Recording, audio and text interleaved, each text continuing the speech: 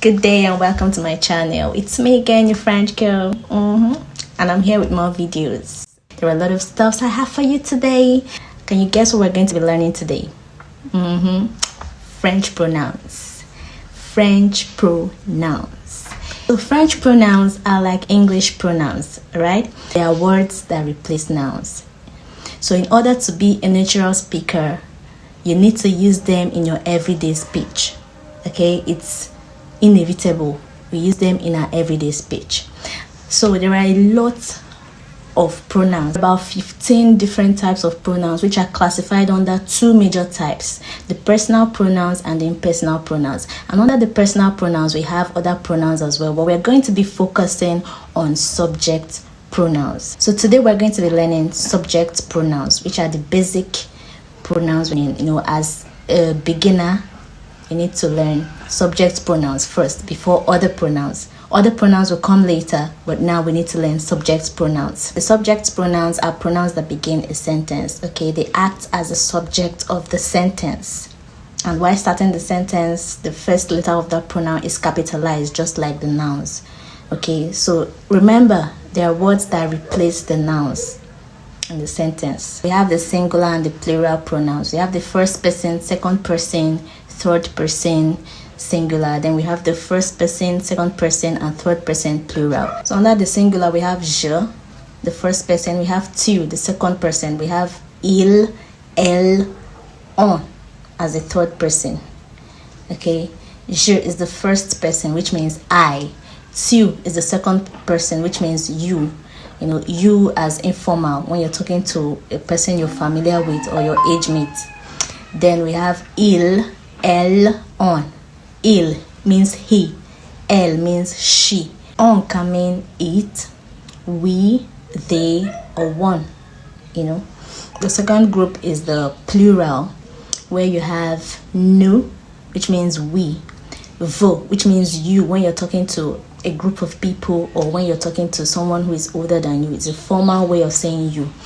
Okay, then the last two, we have il and elle. They both mean they, but il is for when you're referring to only boys, or you're referring to a group of boys and girls staying together in a particular place. Then elle is talking about only girls, when you're talking about only girls. So il and elle both mean they, but one is talking about boys and a group of boys and girls, while the other one is talking about a group of girls only. Il replaces men, a group of boys, masculine nouns. In fact, it's the default when talking about plural groups. But elle is used just to replace feminine nouns, okay, or women. Okay, talking about tu and vous. Okay, tu is mostly used as a formal way, of saying you. Okay, you use it when talking to your mate or someone you're very familiar with. But you use vous when talking to your elder. Okay, someone you're not very familiar with. Okay, when you're in a formal situation, you use vous. For example, you want to talk to your mate or someone you're familiar with. You want to say you're beautiful. You say tu es belle. Okay, or you want to talk to your elder. You say vous êtes belle. Vous êtes belle. You want to talk to someone you're familiar with, you say tu es belle. You want to talk to a stranger or in a formal situation, you say vous êtes belle. Okay, je simply means I. Okay, it's mostly capitalized at the beginning of the sentence, but in the middle of the sentence it's not capitalized. Okay, you want to say I'm going to school, you say je vais à l'école. Okay, je vais à l'école. However, there are some verbs that begin with vowel or H. H is silent, and those verbs that begin with vowel, they don't stay together. For two vowels don't really stay together unless there are exceptions. Okay, so you just have to put the J and the apostrophe, then the verb. For example, you have verbs like aimer, to like. You say you want to say I like chocolate. You say j'aime le chocolat. J'aime le chocolat. Okay, have you seen that? It's no longer je aime. You can't say je aime because a begins the aimer. It begins the aim, the verb there. So you say j'aime. Okay, you pronounce it together because there's an apostrophe between the J and the A now. Okay, you say j'aime. J'aime le chocolat. It's no longer going to be je aime. But when you have a one that begins with a consonant like V, okay, je vais à l'école, je vais au cinéma, je vais à la maison, j'aime le chocolat. Now, il and elle. Il means he or it. When you're talking to a masculine, when you're talking about a masculine object, rather, you say it. You can use il to represent it. But il also means he. Elle means she. But you can also use it to represent a feminine object. So long as it's a noun, use it to represent a feminine object. Okay, so il. For example, you want to say Francis is in the class. You say Francis est dans la classe. Francis est dans la classe. And you want to replace the Francis with the pronoun. You say il est dans la classe. Il est dans la classe. Il est dans la classe. Okay? You want to say Francis is going to school. You say Francis va à l'école. Okay, you want to replace the Francis with il. You say il va à l'école. Il va à l'école. Okay, now the L. For example, Mary is going to school. You say Marie va à l'école. Okay, elle va à l'école. Elle va à l'école. Marie is beautiful. Marie est belle. Elle est belle. Elle est belle. She's beautiful. Marie est belle. Elle est belle. She's beautiful. Okay, you want to replace a masculine object with il. Say, où est mon sac?